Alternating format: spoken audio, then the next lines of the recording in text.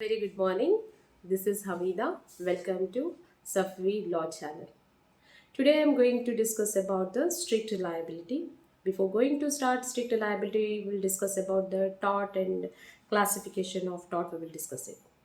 Tort is actually classified into two categories, that is the specific tort and the general principles. Then what is specific tort? Specific tort, it is nothing but it is relating to the specific kind of offenses, a specific kind of tortious act. Means it's related, example, it's relating to assault, battery, defamation, malicious prosecution, trespass. Means what is connecting to the particular kind of offense, particular kind of wrongful act. So those all kind of tortious act we can see in the specific kind of tort. Now, whereas connecting to the next one, next type of tort, it is relating to the general principle. General principle, here we have the two kinds of liabilities are there. That is, the first one is false based liability, and the second one is the no fault liability. Then, what is the false based liability? False base liability, this is what here some fault happened, some false happened, means it's some of the omission of act happened. So these omission of act in the sense what means a defendant who committed some of the tortious act.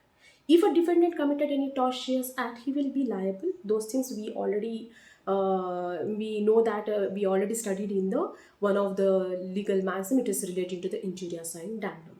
Means if someone committed any tortious act, he will be liable. Those things we can see in the false based liability. Now, what about the no fault liability? Here clearly here that there is no fault, but still he will be liable. How it will be possible?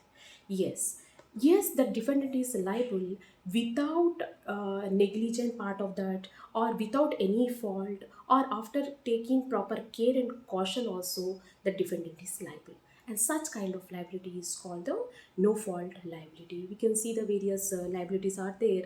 It's connecting to the no fault liability, that is the strict liability, and the second one it is the absolute liability.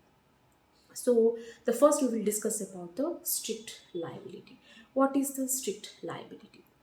Here one of the landmark cases that's relating to Reliance versus Fletcher case. Reliance versus Fletcher, in the examination they can ask about the discuss about the Reliance versus Fletcher case, or might be sometimes they can ask about the rule of strict liability, or discuss about the no fault liability. Like that also you can get the questions in the examination. So now coming to the Reliance versus Fletcher case. Reliance is a mill owner who has given the work to the who employed to the independent contractor to construct the reservoir. So here the independent contractor, without observation, who constructed the reservoir, actually in that land particular shafts were there. So here the independent contractor not blocked the shaft and constructed the reservoir, and that after the few days that the reservoir filled with the water. Later on, after few months, that the reservoir bursted and flooded the water to the adjoining land of the plaintiff's property, and that the plaintiff's property is relating to the coal mine related property. The plaintiff who filed the suit against to the defendant. Defendant said that the defendant doesn't know about that some dangerous material who's present in that land, and even the any negligent part it's relating to the defendant, or even the independent contractor only constructed the reservoir, then how he will be liable? Then the court said, yes, without any of these all are the reason, still he will be liable on the basis of the three essential elements. That three essential element is relating to, first one it is the dangerous thing, second one it is the escape, third one it is the non-natural use of land.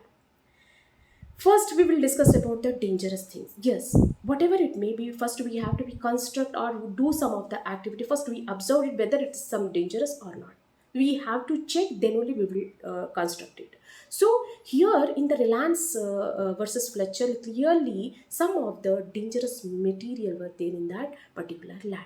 Now going to the escape, yes, that dangerous material which escaped from the defendant's lands to the plaintiff's land. So this is also one of the condition, the that one that the defendant is liable for the tortious act.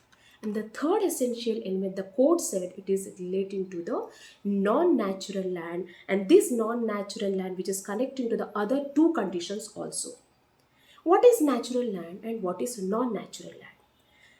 Now this example only we will take natural purpose and non-natural purpose. So here natural purpose in the sense what, water reservoir, it is not for the natural purpose we will use, right? It's not a natural purpose. Natural purpose in the sense what, we have to use the water pipe, electricity wise, these all are the which is comes under the natural purpose. So if something damage happened without any fault, then he will not be liable, right? But it is a non-natural use of land, means it's a huge related thing. So here, without any fault, without any negligent part also, the defendant will be liable. So these three essential elements which has discussed in the Reliance versus Fletcher case. Along with that, some of the exceptions which has mentioned in the Reliance versus Fletcher case, that is the damage due to the natural use of land. First exception, it is relating to the, means here few of the exceptions which has mentioned in the strict liability, but these exceptions we cannot see in the absolute liability. That's why that liability is called the absolute, means complete liability. Now coming to the strict liability, in the strict liability we can see the various exceptions, but we cannot see these exceptions in the absolute liability. Those that means that absolute liability we will discuss in the next class. First we will go with the exceptions of the strict liability. Here, the first exception of the strict liability is relating to the damage due to the natural use of land.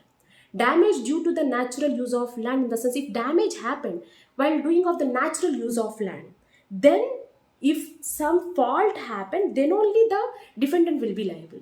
If without the fault, then the defendant will not be liable. So this one of the exception which has clearly discussed, which has one of the exception which has mentioned in the strict liability.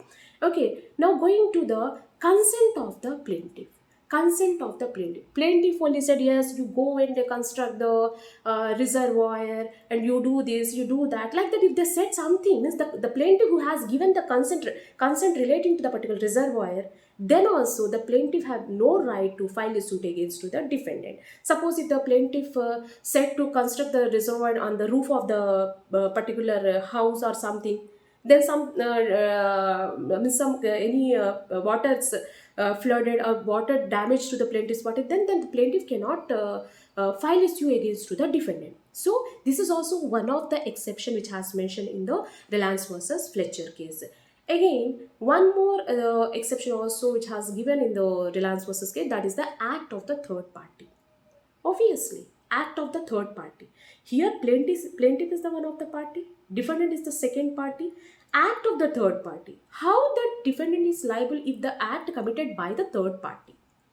If the defendant committed any tortious act, then only liable. But if it is relating to the non-natural use of land or something else, then without the fault also the defendant is liable. But if the third party committed any tortious act, how he will be liable? So here, if the act committed by the third party, then the defendant is not liable. So this is also one of the exception which has mentioned in the strict liability.